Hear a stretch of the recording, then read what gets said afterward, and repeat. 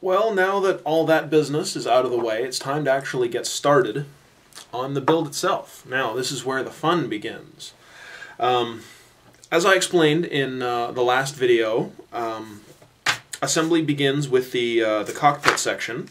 So I have all the runners here laid out on my desk that are required for assembly of the cockpit. I have runner A, which has the cockpit tub itself, along with the instrument panel and a few other bits and pieces.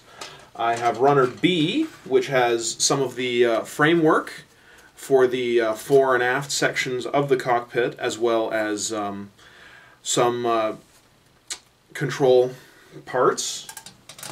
And runner C, which has the pilot seat, some side controls, some additional control parts here and there, as well as the pilot, but we won't be doing him for a little while yet. Finally, we have the clear runner, which has not only the canopy parts, which we won't be using now. They'll actually be some of the last parts that we attach, but importantly for this step is it has the gun sight.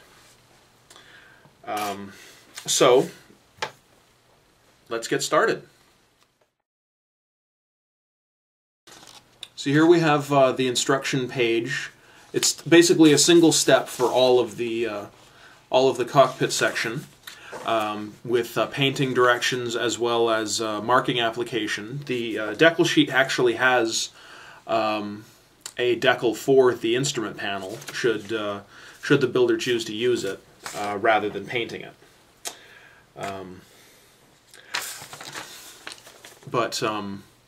In addition to that, there's like some small bits that would get attached to the instrument panel, some parts that get attached to the cockpit tub itself, and then the whole thing kind of comes together at the end, as you can see right here.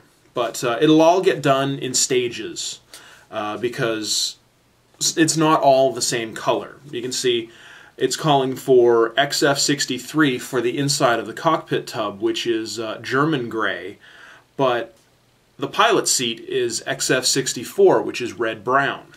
So you would have to install the cockpit seat after painting the rest of it. Not to mention the clear gun sight. There are parts of it, the lenses, that are supposed to remain clear, so that would have to get attached. But that's another one of those things you've got to kind of work out in your breakdown of the kit. Is like I said, what parts to attach and when and in what order. So we'll actually get started on assembly here, and I can kind of show you the ropes. Now I got my trusty clippers here, and I'm going after the instrument panel first. Now, what I always try to remember when I'm trimming off a part from the runner is never to try to cut it away flush. I believe I mentioned that in one of my earlier videos, but if you see, you can see kind of there's a little nub at the end where I trimmed the part off of the runner. The reason for that is if you try to cut it flush, it can actually deform the plastic. If you trim off using a hobby knife, it'll usually end up with a fairly flush, fairly smooth surface. While, like I said, if you use the clippers to trim it off, you can end up with a slightly deformed part.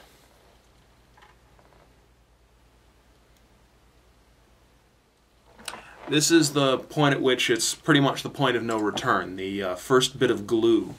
There's a small secondary instrument component that gets attached to the primary instrument panel, and that is going to be my first glued component here.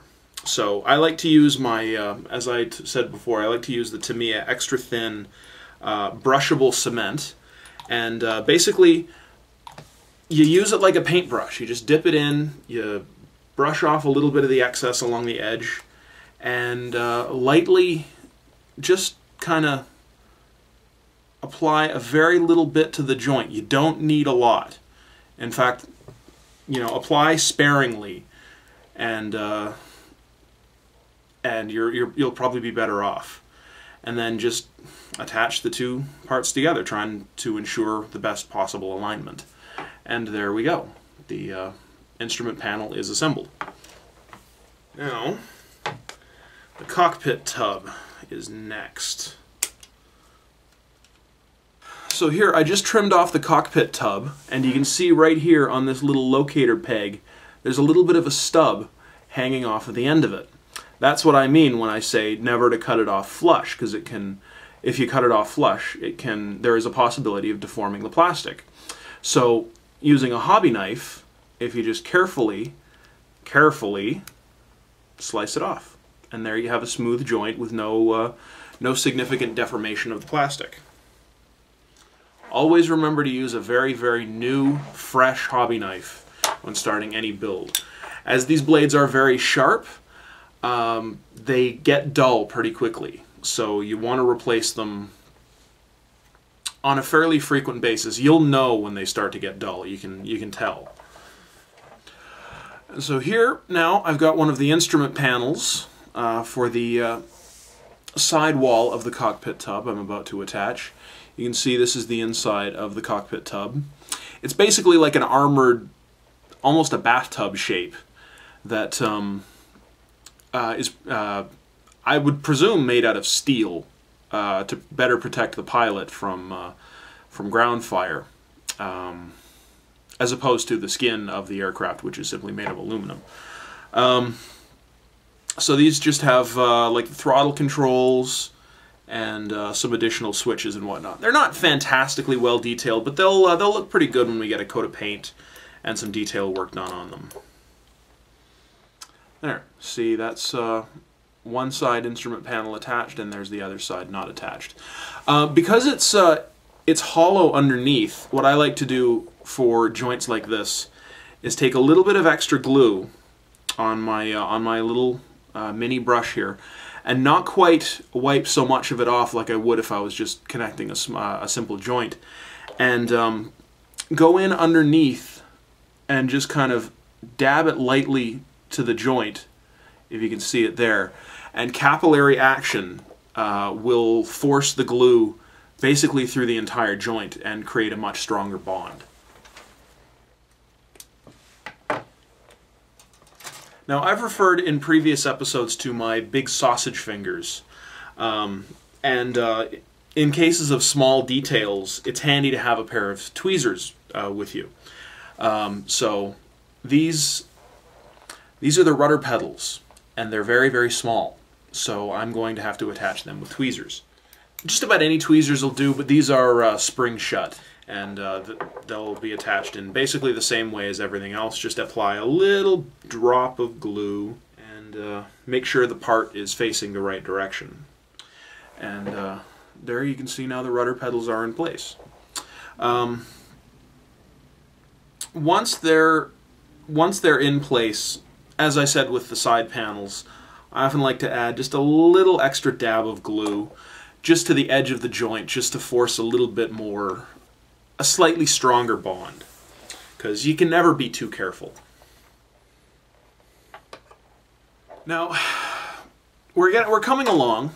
Most of the detail parts have been added to the cockpit tub. I still have to attach the instrument panel, the back plate, which I have here in my other hand, and the flight stick, but most of those will end up having to get left off for the time being, until such time as I'm ready to actually start painting. But the back plate here I can actually attach right now. It's not glued yet, but because there are a few different parts all coming together in the same place, there's the side instrument panels, there's the tub itself, and the back plate, it's kind of advisable to do a little of what we call dry fitting before applying any glue, to make sure that the parts all fit correctly, that everything aligns correctly, and there's nothing getting in the way of anything else. Which, as I'm finding, there we go. There actually was a very slight misalignment here, but as I placed the back plate in place, everything slid in, and essentially you've got yourself a steel armored bathtub. So there we go. It just occurred to me that I've never really explained the concept of capillary action for those of you that aren't familiar with it. The principle is that a fluid, when applied to a joint, if there's a very small space between them, that fluid will rush to fill that joint. Now, that is why I like the thin formulation of Tamiya glue, because it does that. It fills that joint. Now, if you look right there, right under my finger, you probably can't see it very well, there's a very thin little gap between the back plate and the cockpit tub. Now I'm going to dab a very, very little bit of glue. We'll see if you can actually make it out on camera. I'm going to dab a very, very little bit of glue along that joint, and it will actually rush into the joint and fill it, creating a much sturdier bond. And there now, I've just gone ahead and test fit the instrument panel and the pilot seat just to make sure that everything's going to fit properly. Now, neither of them are glued in place yet and won't be for a while because I have to paint the instrument panel yet. And I still haven't decided if I'm going to use the decal that comes with the kit to represent the instruments, or if I'm actually going to paint them, because painting details this small is actually a really important skill to learn. It's a technique called dry brushing, and we'll get to it probably next episode, but if you'll take a look at, you see those little rings, those little raised rings that represent each of the little dials on the instrument panel? Each of those is smaller than a millimeter. So yeah, being able to paint those accurately is a fantastic skill to learn, and I think I'm probably going to go ahead and paint them rather than using the decal. So here you can see this is the cockpit tub attached to the bulkheads on either end that actually attach it to the framework of the aircraft. As you can see here, it simply fits directly into the body like so.